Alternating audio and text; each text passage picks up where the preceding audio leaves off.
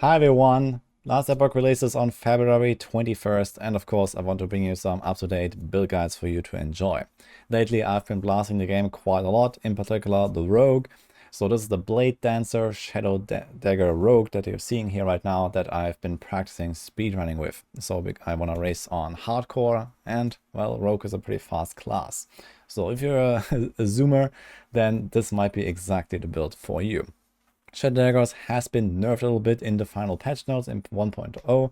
However, it doesn't seem to be really massively impacted. It has a really high damage output, and especially early in the game, you can decimate everything with this build and fly through the campaign. On my first practice speedrun, I was able to do the entire campaign in 3 hours, 15 minutes. And you can definitely do that way faster. So Tarek, who has made the original max roll guide, I think he has like a 1 hour 40 time or something on this build through the entire campaign. So you can fly, and I'm gonna show you what this is all about. So first of all, I want to give a shout out to Tarek, who made the original guide here. This is basically his build. I've adopted it and I've tweaked it a little bit, but it is a very fun and fast leveling build in particular. There are also endgame versions of this. You can find them here on the tier list as well. If you go to, for example, the corruption tier list, and then you can also look for those Shadow Dagger Bladedancer builds. So you can find them here. So there's the Dancing Strikes Bladedancer that can specialize into, and there's also the Shadow Daggers and Bladedancer that basically continues on here in the late game if you want to stick to this build. Personally, I'm actually going to play a Falconer. I'm just going to level with basically this setup, which, well, it does have a bit of crossover. But since I'm going to be a Falconer, I will have like a slightly tweaked version of this. But for the campaign, I believe this Bladedancer Umble Blade setup that you can see here is just extremely fast and extremely powerful. And then I'm planning to spec more into the Falconer stuff later. But I will cover that in a separate video talking about my build for launch. Essentially, the main combo of this build are those spinning blades that you can see there. They can even like home in on enemies, and every time you use Umbral blades, you throw them on the ground there. And you can also see those explosions here. So it's like one of the tweaks that I have made on my own build. There's like a note that they explode and they actually deal like some AoE damage and apply Shadow Daggers.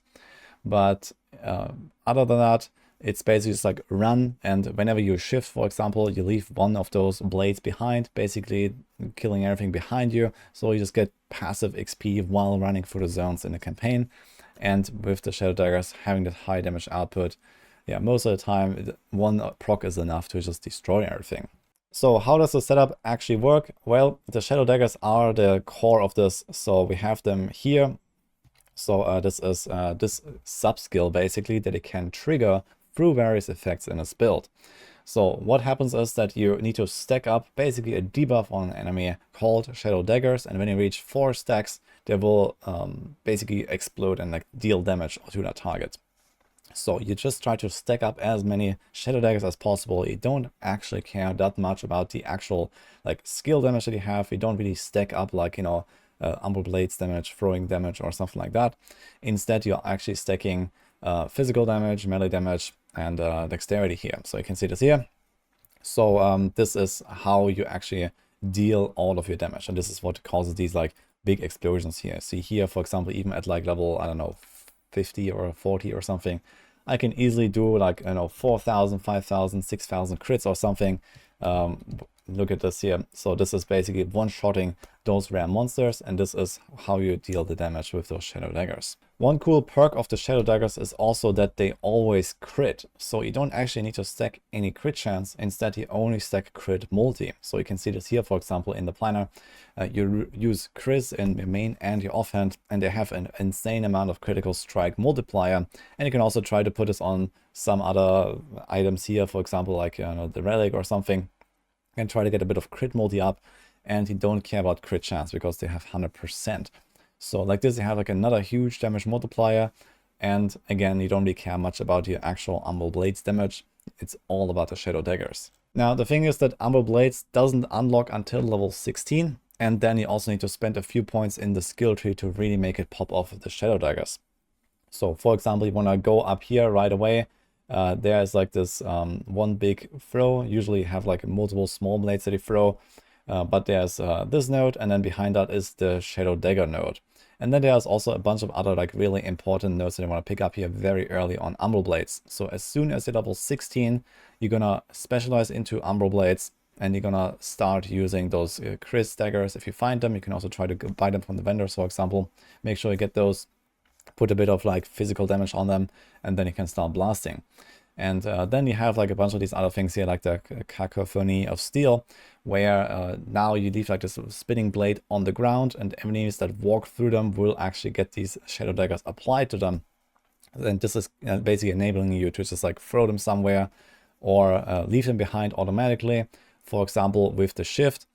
So you have this one node here that you rush as early as possible with shift as like a second skill you're gonna specialize in. And then you leave a shadow behind.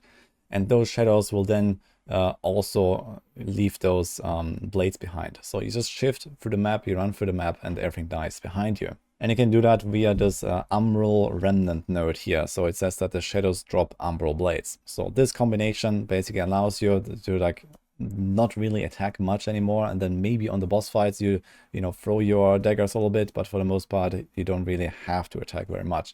Maybe on the rares you throw like 1 or 2 like of these Umbral Blades, and that's about it. Now there's like a tweak here that I made personally. I went for the Explosive Blades as well. So what the Explosive Blades does is that it basically just doesn't leave the blades on the ground for very long anymore, but instead you get this explosion. The explosion itself doesn't do much damage, but it also applies 1 stack of Shadow Daggers. So instead of like just leaving the Blade Storm on the ground, I just went with this setup here and just like spam it into bosses, for example, into like high damage elites, and I get like this explosion and get faster Shadow Dagger stacking. The setup here from Tarek is a bit different, which uses dancing strikes. So here the idea is more that you like throw this blade storm on the ground, so you have like a spinning blade on the ground, and then you start with the dancing strikes because they have a massive damage buff here. So you can get these so-called rhythm stacks, and then give you up to 100% extra damage here, for example. So you basically just like start attacking with dancing strikes, throw a blade, and then keep stacking up the rhythm. And you also get a bunch of extra crit model here, so you have lots of damage. So this is another way to play it. However, I found this to be a bit more enjoyable because it gives me this consistency of throwing the blades only, and I don't have to worry about another skill. And another advantage of the Explosive Blades is that you don't return blades to you. So usually the way the skill works is that you throw the blades, and then you throw another blade, and then you can actually throw this 3 times. But then on the 4th attack, you don't actually throw a blade, you just recall them. And it doesn't really have like this, like instant damage effect that I was looking for. So this is also why I went with the Explosive Blades. But both options are totally fine. Tarek's version here is definitely like the stronger one, I would say, if you follow this. But you also have to manage this dancing strikes then and keep up this rhythm buff, especially on boss fights. This is really important. Now the question is, what do you do until level 16 when you unlock Umbral Blades? Well, you do Puncture. So at least after like level 4 or 5 or something, when you can start speccing into the first skill here, you use Puncture with a bow, and you try to just kind of like stack up bleed as much as possible. So here's lots of bleed. You get 1 point in the frenzy, and then you have like extra bleed chance on the Bleeding Fury buff, and then even more Bleeding Fury stacks. And like this, you can shoot like 1 puncture and get like 5 bleed stacks. And early on at like level 10 or something, this melts everything. So you use Puncture until level 16 and then unspec it, and you start working on this Umbral Blade setup that I just described. Now for the rest of the skills, you're going to unlock more and more of those specialization slots. So there's also, for example, the Smoke Bomb that gives us like a huge damage buff here. We can get like some flat extra melee damage. There's also stuff we pick up, for example, on the skill tree. There are a bunch of extra like melee damage nodes, melee flat damage nodes, physical damage, and so on. So you're going to try to invest into this as much as possible, and then you can fly for those campaigns. And as the last one, this comes online kind of late, but there's also the decoy. It just gives you like this, like taunt and a bunch of extra like, chill effects and, a bunch of extra like nice supporting effects basically. That help you out a little bit. But ultimately it also costs a lot of mana. So personally, I was not using decoy very much, and I was mostly just like shifting, throwing in some Umbral Blades, shifting. And as a more offensive alternative, instead of the decoy, you could also use the synchronized strike to get more shadows. So that's actually something that I was using here. So you can see this on the boss fight right now. If I go to this one here, you can see that it can do a lot of burst damage here if you use a synchronized strike. So I'm going to try to show this here real quick. So I just looked for a moment in my recording real quick where I do this, and you can see here I do this smoke bomb and then a synchronized strike, basically creating extra shadows, and each of those shadows drops one of those Umbral Blades, and like this you can do like a massive burst with those shadow daggers, and you can see here I can decimate those mini bosses in like a second sometimes when you do this. However, this is kind of mana hungry, so this is also something to be aware of, that you have to kind of invest into a bit of mana regen here. But if you have the damage to kind of like one combo the bosses, then this is not a concern, and for the most part it also doesn't just really matter all that much, which is like your last skill. So you can use a decoy, you can use, in my case, I will be using the Falconer, for example, or like the Falconry skill, because I will be using this as a Falconer build.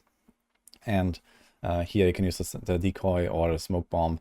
It's kind of like interchangeable, and some have, you know, disadvantage or that advantage. Now there's a lot more valuable information in this guide, but I gave you like the big overview and, you know, the main things to look forward to, as I mentioned. For example, those crit bases here, you basically stick to these all the time because of this insane crit multi they have. You're trying to get a bit of extra damage. There's also the campaign step-by-step here in this guide from Tarek. So you can also see exactly when you're going to respec to something in chapter 1, chapter 2, etc. So it tells you, you know, when to do the respecs. So you can actually see exactly when you need to do what. And of course, some campaign tips. And there's a lot of other really valuable info, including leading all the way up to the early monoliths. And then, as I mentioned, if you're playing a Bladedancer, there are also these endgame guides made here on Maxroll. So there's a Shadow Daggers Bladedancer endgame version, basically. This is a guide by McFluffin. And then there's also the Dancing Strikes Bladedancer, and you can specialize into those later on once you have reached like level 60, 70 or so. One tip for playing this build throughout the campaign is you should also not neglect your defenses too much. It is a very fast, very powerful build, so you don't have to go super ham on the offensive side. And instead make sure that, you know, playing a rogue, you are quite as squishy sometimes. And if you don't kill stuff really fast, well, they can retaliate. So you want to try to stack up your resistances and your life as much as possible.